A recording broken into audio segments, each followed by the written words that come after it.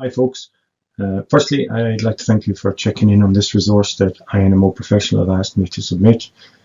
My name is Brian MacDonald and I've been a registered nurse in intellectual disability for almost 30 years. I've spent the last 15 years specialising in supporting individuals who may present with behaviours to challenge, and I work within the positive behaviour support model in doing so. Just before I get into the main part of this presentation, I'd like to thank Steve and Marion in INMOProfessional for inviting me to contribute to their portfolio of resources. They've always been very active in seeking support for nurses, and in this case they asked if I would submit something that might provide some guidance and support to nurses who are working within the current COVID-19 situation. So I thought it might be useful to talk about some considerations in the area of debriefing and self-care. This picture speaks for itself, I think, and in that context I think it's important to consider the narrative that is very prevalent at the moment. I'm sure we'll all agree it's been a long time since nurses have been lauded so publicly and extensively, and whilst that's a very welcome dynamic, I do think we need to be a bit careful about the pressure that this can put on nurses to be superhuman, and remind people, including nurses themselves, that nurses are not superhuman. In fact, nurses are very human, and as such we need to make really a conscious effort to look after our physical, our mental and our social health, which are the components of healthy human beings. Remembering the put your oxygen mask on first analogy, and making sure we eat healthily, we get enough exercise, we hydrate, we sleep well, and know that managing our own stress is just as much a part of our professional responsibility as any other element of nursing. I think if we look at the current situation with COVID-19, consider that as a critical incident, and we look at some of the defining characteristics of critical incidents, you know, those being situations which benefit from debriefing approaches and require high levels of self-care, what we're certainly experiencing at the moment would fit into those criteria. They are certainly having a significant impact on people's capacity to cope, certainly deviating from professional normal routines. They are posing a serious threat to people, and it is a protracted period of difficulty, and we'd all agree a very stressful time for all. My own connection with the area of debriefing comes from training I completed to become a critical incident stress debriefer, in order to obtain skills to support staff who can come in contact with situations that go beyond the norm in terms of the expected stressors associated when supporting people with additional needs. The key message here in terms of the oxygen mask principle is that we need to look after ourselves in the first place if we're going to have the capacity to look after others. So just to give a quick explanation as to what debriefing is, as nurses we're very good at what we would call briefing. Giving a good handover is a good example of a briefing. It's a skill we were all taught as students, and we've perfected it over time, and we see it as valuable. Report writing is something else that we're very proficient at, and we find time for these briefings as essential elements of nursing care. A big concern, unfortunately, is that we're not so good at finding time for debriefing, and that's just as critical a care practice as any other, and really vital to both our own and service users' well-being. Sure, you're all very familiar with Maslow and his hierarchy of needs. We've seen it numerous times, starting off as students, and I'm sure numerous times throughout your career. And we work hard on a daily basis supporting individuals across these areas. But the reality is that we're probably not so good at caring for ourselves at the best of times. So in the current situation, that's probably even more so the case. And what I'd say is have a look at the hierarchy of needs and see, can you identify any areas that you might need to attend to for yourself.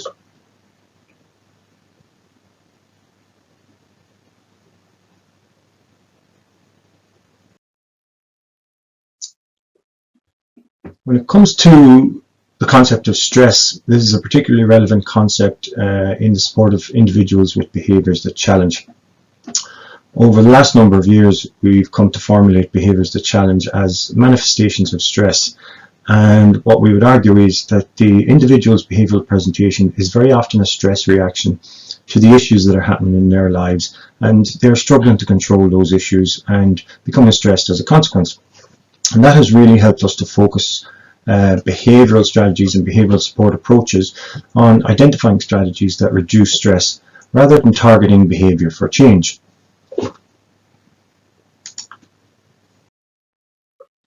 So in that context, if we consider that as staff, we are a key aspect of an individual's living environment, it's essential then that we focus stress management strategies on the staff that are offering support to individuals that can present with behaviours that challenge. This is vitally important for a number of reasons, such as stressed staff supporting stressed individuals will certainly make for a very difficult time for everyone. And secondly, if we don't look after the staff who are looking after the individuals, we can lose those staff, sometimes even if they're still with us. Now, what that means is they come to work, they do the shifts, they go through the motions, and they try their best, but we can see in their own, that staff members' behavioural and psychological presentation, that they are very likely to be burnt out. And if we look at the causes of burnt out listed on this slide, things like exhaustion, helplessness, detachment, lack of motivation, poor judgment calls, decreased career satisfaction, difference in sleep habits, change in appetite, etc. And we combine those characteristics with the characteristics of critical incidents that were highlighted earlier, we can see that this is certainly going to be a difficult time for professional care staff. The impact of burnout and the presence of burnout creates numerous difficulties from various perspectives.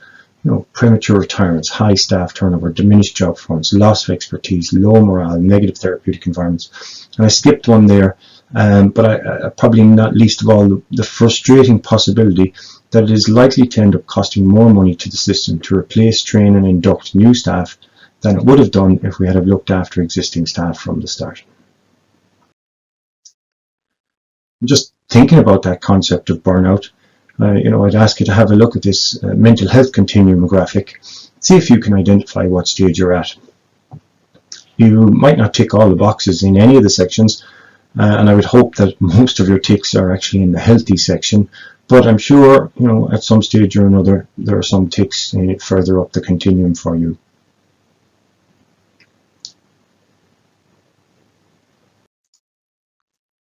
Similarly, in this graphic, it considers performance as it relates to stress levels. So have a look at the graphic, maybe consider where do you think you might be sitting on this scale at this moment in time.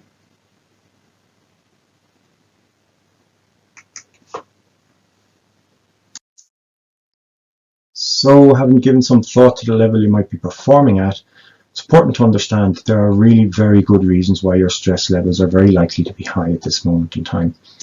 Now, I've listed quite a few stressors here that you can probably relate to, but I'm sure there are many more that you could add to this list.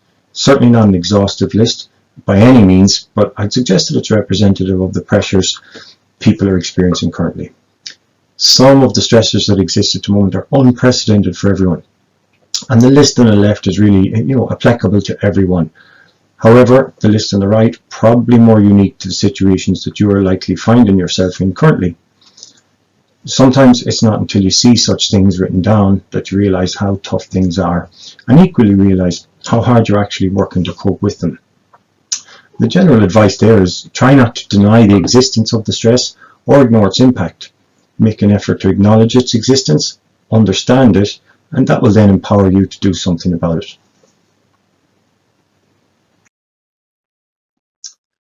Over the next couple of slides, just to give a brief indication of the impact that stress can have on us under the headings of behavioural, emotional, cognitive, physiological and biochemical. And one of the significant biochemical influences is that stress increases the levels of the hormone cortisol in our system, which, as you can see, has a very significant direct impact on so many aspects of our physical well-being.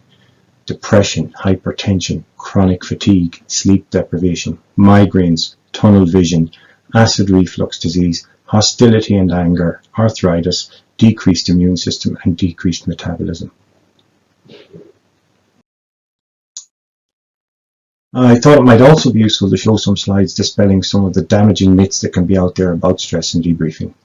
Now, the big issue with these misconceptions is that very often they can actually prevent someone in need from seeking support because of these prevailing attitudes within an organisation or a team.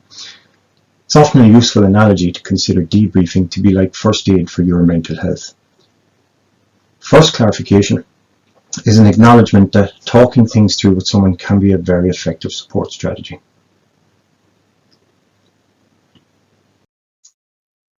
Secondly, sometimes a person who is struggling with stress can often be considered to be psychologically weak, but we need to recognize the person that has asked us for help has to be considered a psychologically strong person. Thirdly, and this is one of my favorite pictures in my office, we certainly all vary in our capacity to cope. But just because you're struggling today, it doesn't mean you won't be able to cope tomorrow.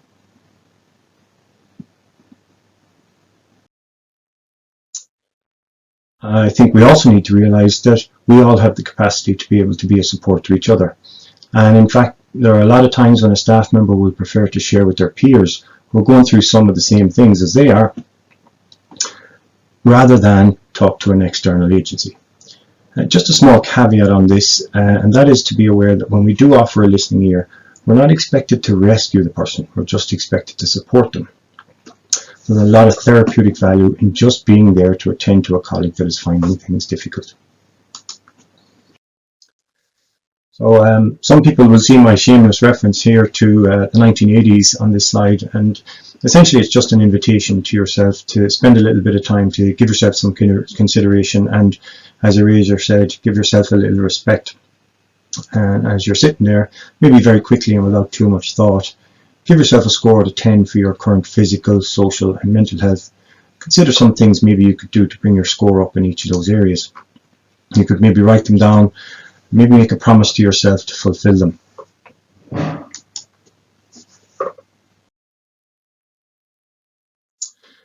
No more than the list of stressors that I put up earlier, this is by no means an exhaustive list of approaches to self-care.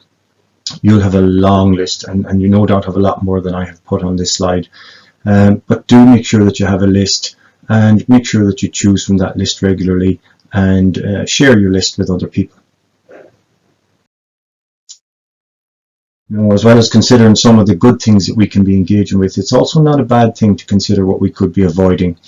Simple things like, I think having a social media free day, taking yourself away from all the news and the overloading of information, that can do a lot to give some free space in your head for self-care. Other things like making sure you take time off, making sure that you avoid excessive alcohol use. So just over the next few slides, just put together a few suggestions that might help with building a bit of resilience. We've mentioned some of them already, but it's no harm to have these repeated and reiterated to us. So what we suggest is monitoring your own personal signs of stress and knowing when you need to take some action. Remembering that you're human, and be careful of expecting too much of yourself. Pacing yourself and taking breaks. Focusing on the people you're helping. Reminding yourself that you're doing a good job, knowing that there will be tough days, there will be tough shifts, there will be tough times, but remind yourself and your team that you're doing a good job and that you're doing your best, and that good enough is good enough. Use humour when it's appropriate, and get as much physical exercise as you can. Try and get practiced at some strategies: mindfulness, deep breathing, maybe some yoga. Eat and drink healthily. Try and get as much sleep and rest as you can. Limit exposure to that toxic media. Try and take a day off from the media, and maintain contact with your family and friends.